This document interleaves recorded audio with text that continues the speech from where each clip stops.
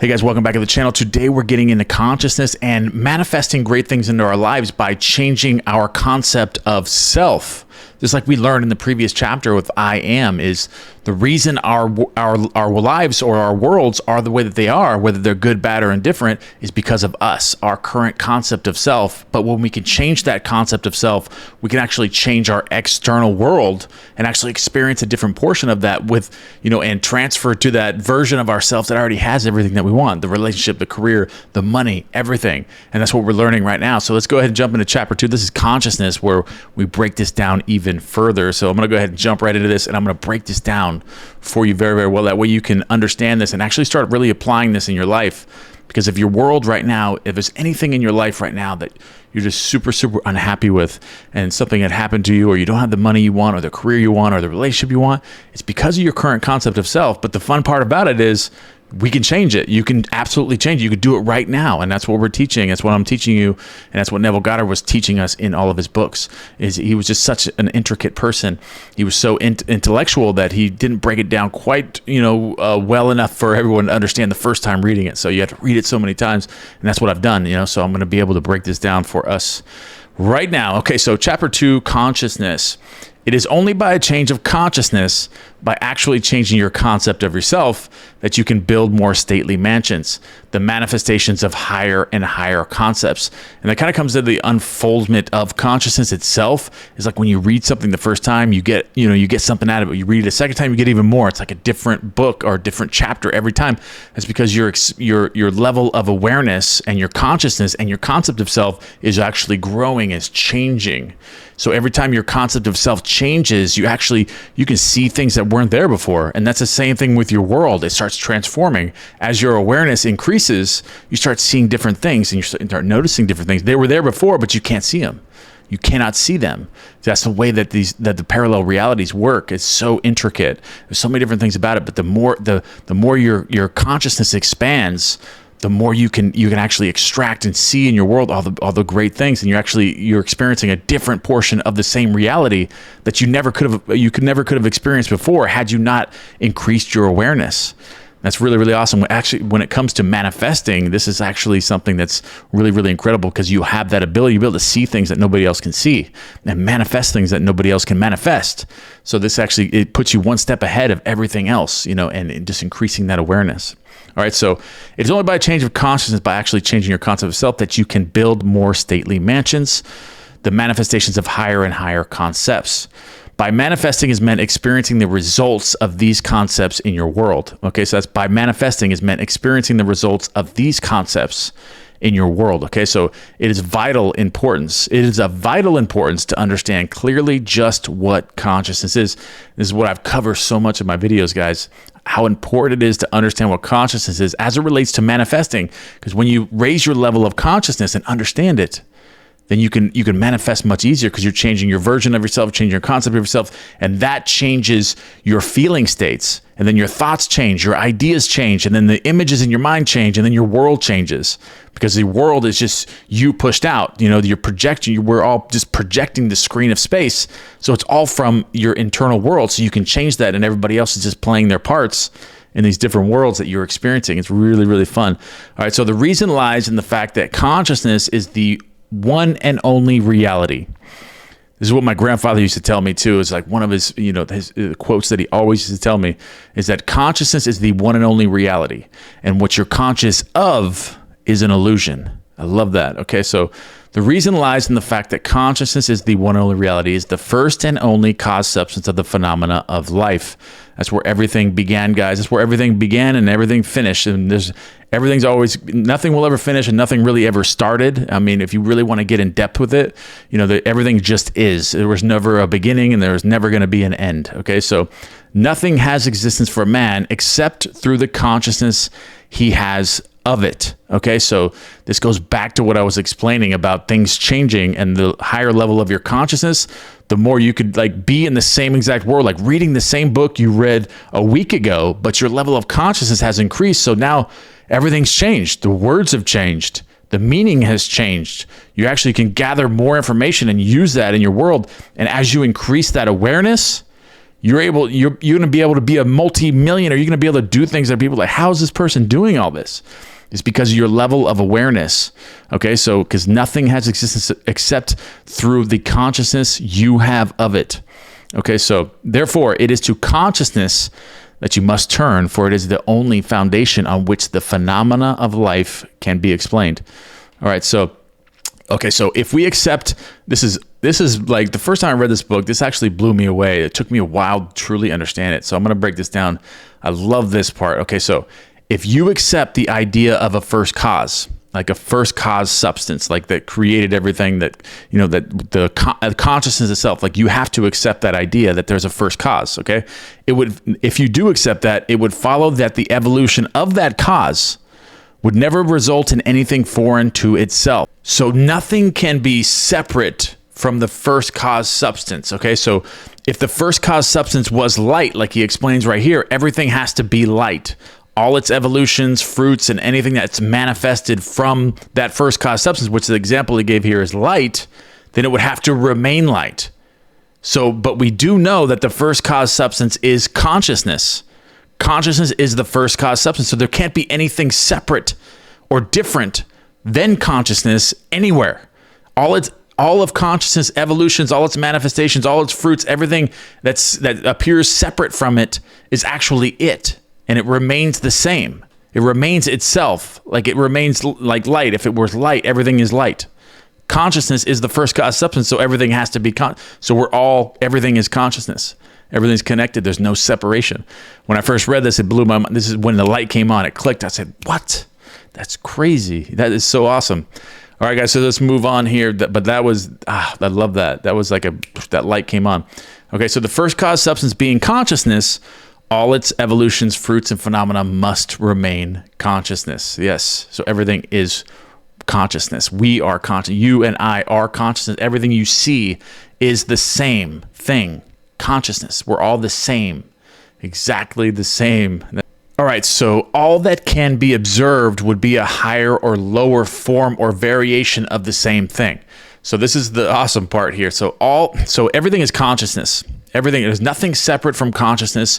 You, me, we're all part of consciousness. Okay, we're not separate from consciousness. We are part of consciousness.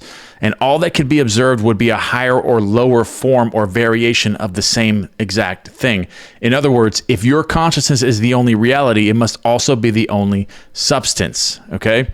Consequently, what appears to you as circumstances, conditions, and even material objects is really only the product of your own consciousness. Okay, so what appears to you as circumstances, obstacles in your life, conditions, or material objects, all that is just a product of your own that's you pushed out. That's you pushed out. That's all it is. All your obstacles, everything in your life is you pushed out. But the cool part about that is understanding this, then you know that the obstacles and everything in your life that you don't like is because of you, then you can change it. You change the version of yourself, then you can manifest something different. That's the cool part about understanding this, is when you understand that everything that you come in contact with, the obstacles, conditions, material objects, is a product of you. Because of the way that you are, your current concept of self. Change that, everything changes. Boom. Nature, then, as a thing or complex of things external to your mind, must be rejected. So if you're thinking that anything is external to your mind, then it must be rejected, guys. It must be rejected. You cannot accept it. You can't accept life as being external from your mind, from consciousness. Nothing is external, okay? Everything is you, just like if the example that he gave with light. Okay, if the first cause substance was light, everything has to be light. There can't be anything else but light. So there can't be so consciousness is the one and only cause substance. So that means that everything else is consciousness. You, me, everything. All right, so you and your environment cannot be regarded as existing separately. You and your world are one. There it is. Neville Goddard said it pretty clearly. You and your environment cannot be regarded as existing separately. You and your world are one. Therefore, you must turn from the objective appearance of things to the subjective center of things. You must turn from the objective appearance. So turn internally. You need to, because once you understand that the world is you pushed out, and the reason why you're experiencing the things in your life is because of your internal feeling state, your thoughts, your concept of self is the way that it is, and that's why your world is the way that it is. That's why you're experiencing obstacles and anything that you have in your life that you don't want. That's because you don't understand that your world is only internal. There is no external world. Everything is internal. Everything is projected outwardly, and it is you. So you've created that because it's an extension of you.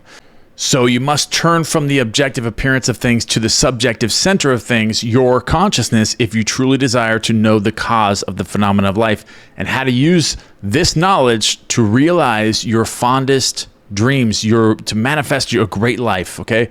To actually accomplish great things and actually live the life that you truly want to live.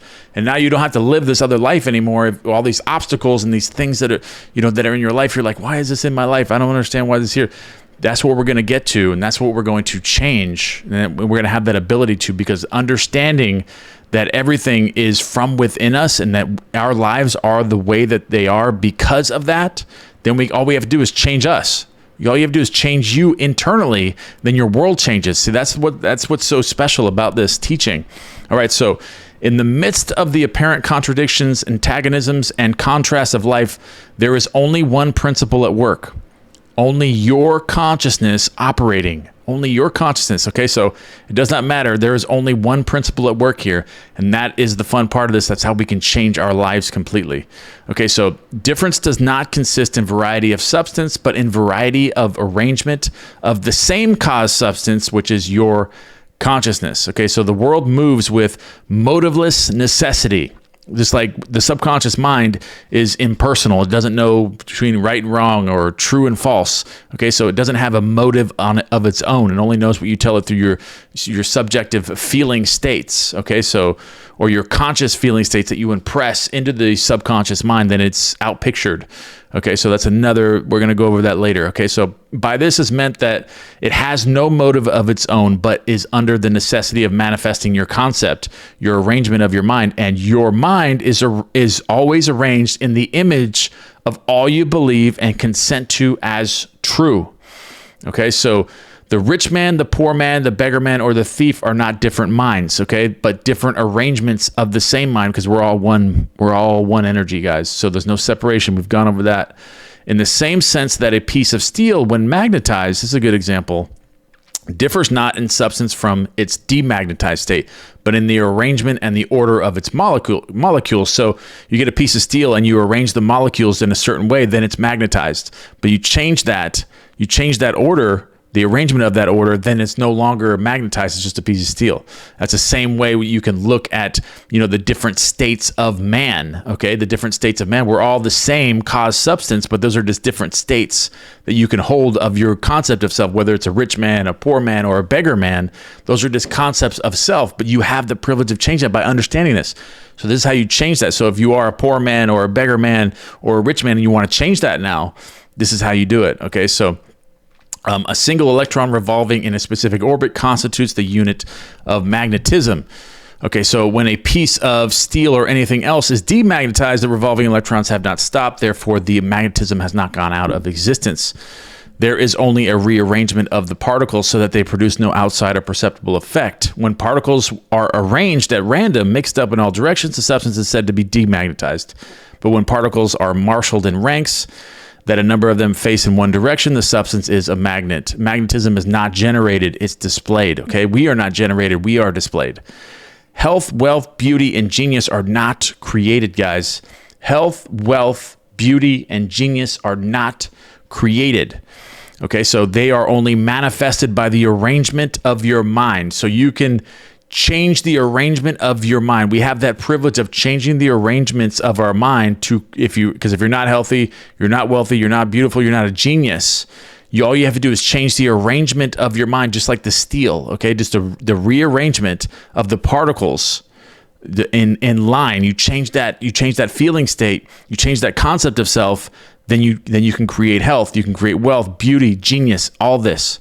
Okay, so that is by your concept of self, and your concept of self is all that you accept and consent to as true. What you consent to can only be discovered by an uncritical observation of your reactions to life. Okay, so so pay attention here. What you consent to can only be discovered by an uncritical observation. So this is like a test, how you can tell, what you're consenting to as true of yourself, but your observations of your reactions to life. Your reactions reveal where you live psychologically, and where you live psychologically determines how you live in the outer visible world. Your reactions reveal where you live psychologically, and where you live psychologically, that's where you're going to live externally, in the visible world. All right, guys, so the importance of all of this in your daily life should be immediately apparent, okay? The basic nature of the primal cause is consciousness, the basic nature of the primal cause. So everything in your life right now is internal. The way that it is because of your current concept of self, but we're going to learn how to change that. All right, that's what we're going to get into in the following chapters. I think the next chapter here is the power of assumption, which is chapter 3. We're going to break this down. We're going to get into we get into different exercises on how we can start changing our present concept of self, which ultimately changes your feeling states, your thoughts, your ideas, and that's what creates your reality, your external reality, because everything is within. Just like we went over with the magnetism and the piece of steel, we must marshal our ranks psychologically in order to create the world that we want, and everything's connected, that way. So this is very, very important, guys. All right, guys, I love you guys very much, and I will see you guys in the next chapter. That will be the power of assumption. Chapter 3 in the power of awareness. All right, I love you guys, and I will see you guys on the next chapter.